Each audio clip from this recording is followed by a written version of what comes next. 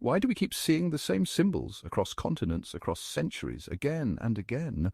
The phoenix rising from its ashes, the Ouroboros endlessly consuming its own tail, the tree of life connecting all existence. These symbols aren't isolated ideas, and they appear in ancient Egypt, Norse mythology, Hindu philosophy, and beyond. But how? And more importantly, why? These symbols aren't just stories, they're reflections of something deeper within us. Carl Jung believed they come from the collective unconscious, a shared psychic inheritance passed down through generations. They arise because they reflect universal truths, the cycles of nature, the rhythms of life, and the inescapable connection between endings and beginnings. Consider the Egyptian Bennu, a mythical bird reborn with each sunrise, heralding creation itself. Or the Norse Yggdrasil, a cosmic tree whose roots and branches hold the very fabric of existence in balance. Then there's the Hindu Kalpa tree, witnessing the eternal destruction and rebirth of the universe. These cultures never met, yet they imagined the same truths. Why? Because they all observed the same patterns, the seasons turning, the stars returning, the death of one thing giving life to another. Yeah, but here's the fascinating part. These symbols don't just describe the world around us, they describe us. The phoenix doesn't rise because it wants to, it rises because it must. The Ouroboros isn't trapped in a cycle for its own destruction. It's a reminder that creation depends on what came before. And in the tree of life we see resilience, the ability to grow, connect and endure in the face of chaos. So why do these symbols endure? Because they remind us of the one truth we all need to hear. No ending is ever truly final. Even in collapse there's hope for renewal. These aren't just ancient stories, they're mirrors, showing us that when everything falls apart, something greater can always rise. But what happens when we lose sight of these meanings? Over time, the depth of these symbols has been eroded, replaced by surface-level interpretations. Take the Ouroboros. Today, it's often associated with mysticism or the occult, seen as something cryptic and inaccessible. But its original meaning is far more universal. The Ouroboros represents the infinite cycle of renewal, where destruction isn't an end but a beginning. It's not a secretive emblem, it's a symbol of life's most basic truth. The tree of life has suffered a similar fate. Once a sacred emblem of connection and eternal growth, it's now a popular, decorative motif, stripped of its profound significance. Yet, across cultures, it has always symbolized something much greater. In Kabbalah, it's the structure of creation itself.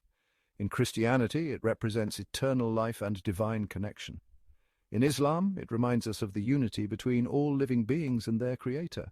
These interpretations vary, but the essence is the same. The tree of life represents the infinite cycle of existence, growth, and renewal. So why have these symbols been misinterpreted? It's a symptom of cultural shifts. As societies evolve, their original meanings fade, replaced by what is easy to commercialize or aestheticize. The Ouroboros becomes an enigmatic logo. The tree of life becomes jewelry. Their wisdom, once guiding civilizations through chaos and renewal, is reduced to trends, symbols to wear, not to understand. And this loss matters. Without their depth, these symbols lose their ability to guide us through life's most challenging moments. They were never meant to adorn, they were meant to illuminate. When life feels like it's falling apart, the Ouroboros reminds us that every collapse carries the seed of creation. The tree of life tells us that even in isolation, we are part of a greater whole.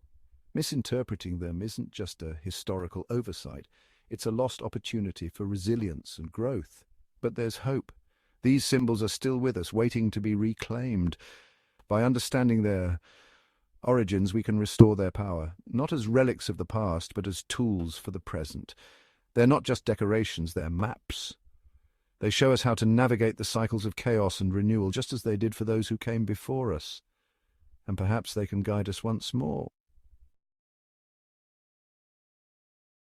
These symbols of rebirth aren't just ancient relics, they're living reflections of our own journeys. Think about it. Every loss, every failure, every heartbreak can feel like the end of the road. But what if those moments aren't endings at all? What if they're beginnings in disguise? Psychologists call this post-traumatic growth, the ability to emerge stronger, more resilient and transformed after adversity. The phoenix rising from its ashes is more than a myth, it's a metaphor for this very process. When everything burns away, what rises isn't the same, it's something greater. Similarly, the Ouroboros teaches that destruction and creation are inseparable. It shows us that even in our darkest moments, there's the potential for renewal. Consider this. When a career collapses, it can feel like your identity has shattered.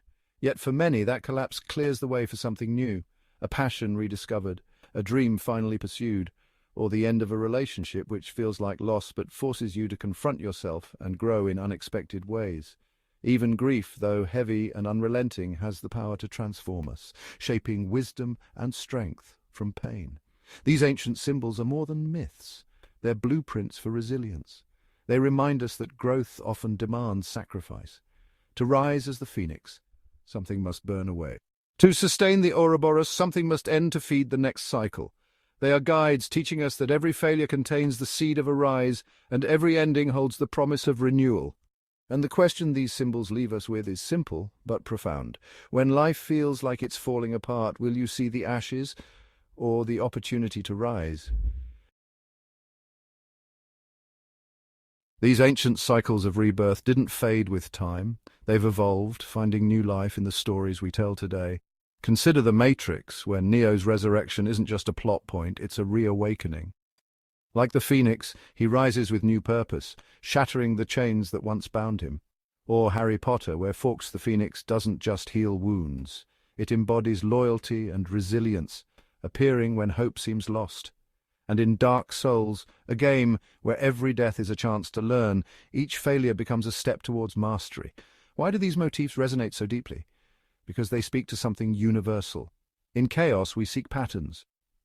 In loss, we crave hope. These stories remind us that transformation is always possible, no matter how far we've fallen. They reflect the very truths the phoenix, the Ouroboros, and the Tree of Life have taught us for centuries. And these symbols have adapted to reflect modern struggles. Neo's resurrection mirrors our search for identity in a fragmented world. Fawkes reminds us that resilience is forged in the fires of adversity. And in Dark Souls, the endless repetition of failure and growth mirrors the very cycles we live. Of trying, learning, and trying again. These aren't just stories, they're reminders.